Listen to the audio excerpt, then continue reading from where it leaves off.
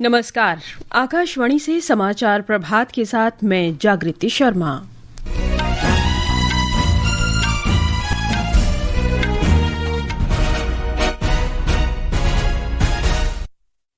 प्रधानमंत्री नरेंद्र मोदी ने प्रगति बैठक में 30,000 करोड़ रुपए की अवसंरचना परियोजनाओं की समीक्षा की।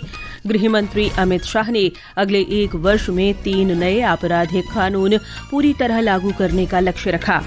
दिल्ली सरकार आज लक्ष्मी योजना के अंतर्गत 4,000 पात्र महिला लाभार्थियों को स्वीकृति पत्र सौंपेगी। भारत और चीन ने सीमा विवाद के राजनीतिक समाधान की दिशा में काम जारी रखने पर सहमति व्यक्त की। दुनिया भर में ईद-ए-मिलादुन्नबी की रौनक, केरलवासी मना रहे ओणम का सबसे शुभ दिन तिरुओणम। और ग्रैंड मास्टर आर प्रज्ञानंदा ने जर्मनी के विंसेंट कीमर को हराकर ग्रैंड शतरंज टूर फाइनल्स के खिताबी मुकाबले में जगह बनाई।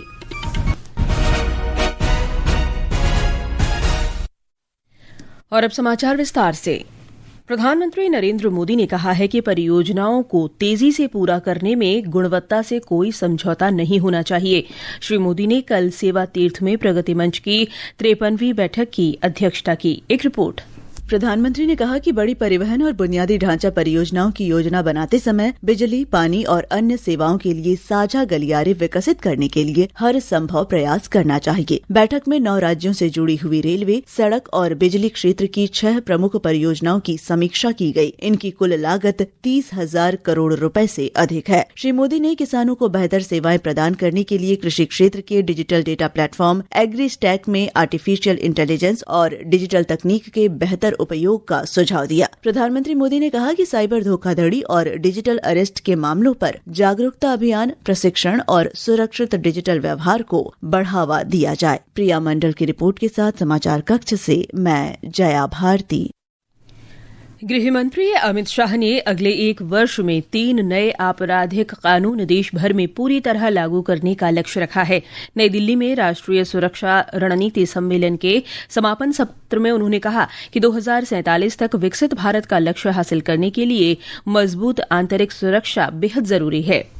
गृह मंत्री अमित शाह ने कहा है कि हर क्षेत्र में नेतृत्व करने के लिए भारत को आंतरिक सुरक्षा और मजबूत करनी होगी। उन्होंने बताया कि मादक पदार्थ, नक्सलवाद और पूर्वोत्तर की सुरक्षा चुनौतियों पर सरकार ने प्रभावी कार्रवाई की है। उन्होंने कहा कि अगले 15 से 20 वर्षों की संभावित चुनौतियों की पहचान कर उन्हें समय रहते रोकने की रणनीति बनाई जानी चाहिए। गृह मंत्री ने राज्यों से नशे के खिलाफ अभियान तेज करने और सुरक्षा के क्षेत्र में आर्टिफिशियल इंटेलिजेंस के इस्तेमाल पर बल देते हुए कहा कि सरकार का लक्ष्य सुरक्षित, घुसपैठ मुक्त और नशा मुक्त भारत बनाना है। अनुपम की रिपोर्ट के साथ समाचार कक्ष से अर्जुन शर्मा। गृह मंत्रालय ने केरल का आधिकारिक नाम बदलकर केरलम कर दिया है। ये बदलाव 25 अगस्त से लागू हो गया है। केरल का नाम बदलने से संबंधित विधेयक 11 अगस्त को लोकसभा और अगले दिन राज्यसभा में पारित हुआ था। इस महीने की शुरुआत में राष्ट्रपति द्रौपदी मुर्मू ने विधेयक को मंजूरी दी थी। इसके बाद इसे कानून का रूप मिल गया है। रक्षा मंत्री राजनाथ सिंह ने रक्षा अनुसंधान और विकास संगठन की विकसित सभी पारंपरिक मिसाइल प्रणालियों की प्रौद्योगिकियों को भारतीय रक्षा उद्योग को हस्तांतरित करने की मंजूरी दे दी है। इस पहल का उद्देश्य परिचालन क्षमता बढ़ाना, आयात पर निर्भरता कम करना और घरेलू मूल्यवर्धन करना है। भारतीय नौसेना निस्टार श्रेणी के दूसरे गोताखोर सहायता पोत निपुण को 31 अगस्त को मुंबई में डॉकयार्ड में शामिल करेगी। स्वदेशी रूप से डिजाइन और निर्मित ये पोत भारत की रक्षा जहाज निर्माण में आत्मनिर्भरता की दिशा में एक महत्वपूर्ण कदम है। इसका निर्माण विशाखापट्टनम के हिंदुस्तान शिपयार्ड लिमिटेड ने किया है। ये पोत पनडुब्बी बचाव अभियानों में भी नौसेना की क्षमता को मजबूत करेगा। ये समाचार आकाशवाणी से प्रसारित किए जा रहे हैं। ताजा समाचार जानने के लिए आप हमारे news on AIR mobile app और social media handle @AIR news Hindi को फॉलो कर सकते हैं। समाचार प्रभात में आपका फिर स्वागत है। दिल्ली सरकार आज लक्ष्मी योजना के अंतर्गत 4,000 पात्र महिला लाभार्थियों को स्वीकृति पत्र सौंपेगी। हमारी संवाददाता ने बताया है कि इस योजना के अंतर्गत पात्र महिलाओं को हर महीने 2,500 रुपए की आर्थिक सहायता दी जाएगी।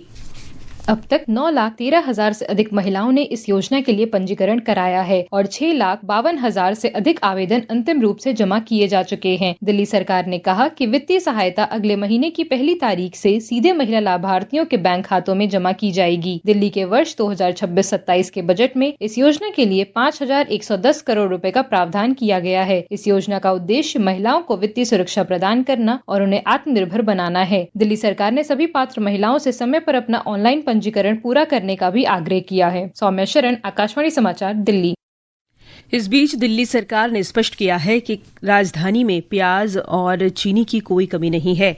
सरकार ने कहा है कि कीमतें बढ़ने पर नेफेड से प्याज और चीनी खरीद कर लोगों को उचित दरों पर उपलब्ध कराई जाएगी। सर्वोच्च न्यायालय केंद्र सरकार की याचिका पर सुनवाई के लिए एक विशेष पीठ गठित करने के विचार पर सहमत हो गया है।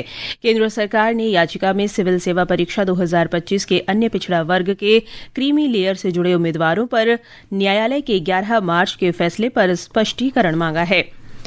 राष्ट्रीय परीक्षा एजेंसी में सुधारों को लेकर संसदीय समिति ने मसौदा रिपोर्ट को सर्वसम्मति से मंजूरी दे दी है। समिति ने एजेंसी को वैधानिक दर्जा देने समेत इसमें सुधार और मजबूत बनाने से जुड़ी सिफारिशों पर सहमति व्यक्त की। कांग्रेस सांसद मुकुल वासनिक की अध्यक्षता वाली समिति की ये 6ठी बैठक थी। ई श्रम पोर्टल को आज 5 वर्ष पूरे हो गए हैं। ये भारत के असंगठित कार्यबल के लिए सामाजिक सुरक्षा को सुदृढ़ करने की दिशा में महत्वपूर्ण उपलब्धि है। श्रम और रोजगार मंत्रालय ने 2021 में इस पोर्टल को शुरू किया था। इसके माध्यम से देश का पहला आधार आधारित राष्ट्रीय असंगठित श्रमिक डेटाबेस तैयार किया गया है। सरकार अखिल भारतीय निगरानी नेटवर्क के माध्यम से देश भर में प्रचलित मौसमी श्वसन संबंधी बीमारियों के रुझानों पर कड़ी नजर रख रही है। नई दिल्ली में स्वास्थ्य अनुसंधान विभाग के सचिव और भारतीय चिकित्सा अनुसंधान परिषद के महानिदेशक डॉक्टर राजीव बहल ने मीडिया को बताया कि देश में वर्तमान में फैल रहा इन्फ्लुएंजा वायरस पिछले कुछ वर्षों में देखे गए मौसमी पैटर्न के अनुरूप है। वर्तमान अवलोकन किसी नए इन्फ्लुएंजा खतरे के उभरने का संकेत नहीं देते हैं। वित्त मंत्री निर्मला सीतारामन 25 अगस्त से 2 सितंबर तक कनाडा और अमेरिका की 9 दिन की यात्रा पर हैं। इस यात्रा का उद्देश्य व्यापार और निवेश संबंधों को मजबूत करना है। कनाडा की 4 दिन की यात्रा के दौरान श्रीमती सीतारामन वहां के वित्त मंत्री फ्रांसवा फिलिप शॉपिने के साथ पहली आर्थिक और वित्तीय वार्ता में हिस्सा लेंगी। अमेरिका में वित्त मंत्री शिकागो, एशविल और न्यूयॉर्क का दौरा करेंगी। भारत और चीन ने सीमा मुद्दे के राजनीतिक समाधान की दिशा में काम जारी रखने पर सहमति व्यक्त की है। साथ ही सीमा क्षेत्रों में शांति और स्थिरता बनाए रखने के महत्व पर जोर दिया है। हमारे संवाददाता ने बताया है कि दोनों देशों ने कहा है कि इससे द्विपक्षीय संबंधों के विकास और प्रगति को बढ़ावा मिलेगा।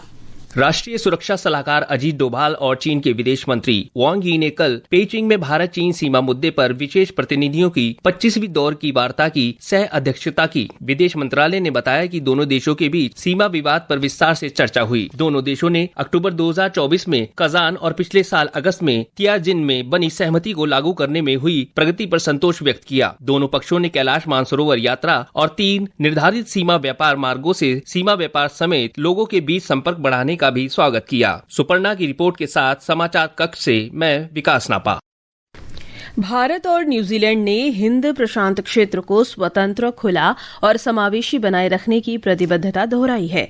दोनों देशों के बीच दूसरी रक्षा रणनीतिक वार्ता कल न्यूजीलैंड के वेलिंगटन में हुई। वार्ता में समुद्री सुरक्षा, संयुक्त सैन्य प्रशिक्षण और रक्षा सहयोग बढ़ाने पर चर्चा हुई। रक्षा मंत्रालय ने बताया कि दोनों देशों ने भारत न्यूजीलैंड रणनीतिक साझेदारी को आगे बढ़ाने और 2030 के रोड मैप के लक्ष्यों को पूरा करने पर विचार किया। भारत और मोरक्को ने 2030 तक द्विपक्षीय व्यापार को दोगुना करने, निवेश में वृद्धि करने और औद्योगिक सहयोग को बढ़ावा देने का महत्वाकांक्षी लक्ष्य रखा है। विदेश मंत्रालय ने कहा कि ये भारत और मोरक्को के बीच साझेदारी को अधिक मजबूत तथा गतिशील बनाने की दिशा में महत्वपूर्ण कदम है। कनाडा ने अमेरिका के साथ बढ़ते व्यापार विवाद के बीच 27 अरब 60 करोड़ डॉलर के अमेरिकी सामान पर 50% तक जवाबी शुल्क लगाने का फैसला किया है। ये जवाबी शुल्क 8 सितंबर से लागू होंगे। गोवा के परनेम स्थित पत्रा देवी शहीद स्मारक का आज रक्षा मंत्री राजनाथ सिंह अनावरण करेंगे। ये स्मारक गोवा के मुक्ति संग्राम में बलिदान देने वाले स्वतंत्रता सेनानियों की स्मृति और उनके योगदान को समर्पित है। मुख्यमंत्री डॉक्टर प्रमोद सावंत ने कहा कि यह स्मारक उन 31 सत्याग्रहियों की याद में बनाया गया है जिन्होंने 1955 में गोवा को भारत में शामिल करने की मांग को लेकर सत्याग्रह किया था। गोवा में प्रवेश की कोशिश के दौरान पुर्तगाली सैनिकों की गोलीबारी में उन्होंने देश के लिए अपना सर्वोच्च बलिदान दिया। स्मारक परिसर में शहीदों की याद में मूर्तियां और अलग अलग संरचनाएं बनाए गए हैं। पत्रा देवी शहीद स्मारक शहीदों को श्रद्धांजलि देने, इतिहास को समझने और आने वाली पीढ़ियों को गोवा के मुक्ति संग्राम से जोड़ने का एक महत्वपूर्ण केंद्र बनने की उम्मीद है। निखिल उपाध्याय, आकाशवाणी समाचार, पणजी। पैगंबर हजरत मोहम्मद का जन्मदिन ईद ए मिलादुन्नबी आज देश के विभिन्न हिस्सों में धार्मिक श्रद्धा और उल्लास के साथ मनाया जा रहा है। इस मौके पर अलग अलग जगहों पर पैगंबर मोहम्मद के जीवन और शिक्षाओं पर मिलाद महफिलें और सीरत सम्मेलन आयोजित किए जाएंगे। उधर केरलवासी ओणम का सबसे शुभ दिन तिरुओणम मना रहे हैं।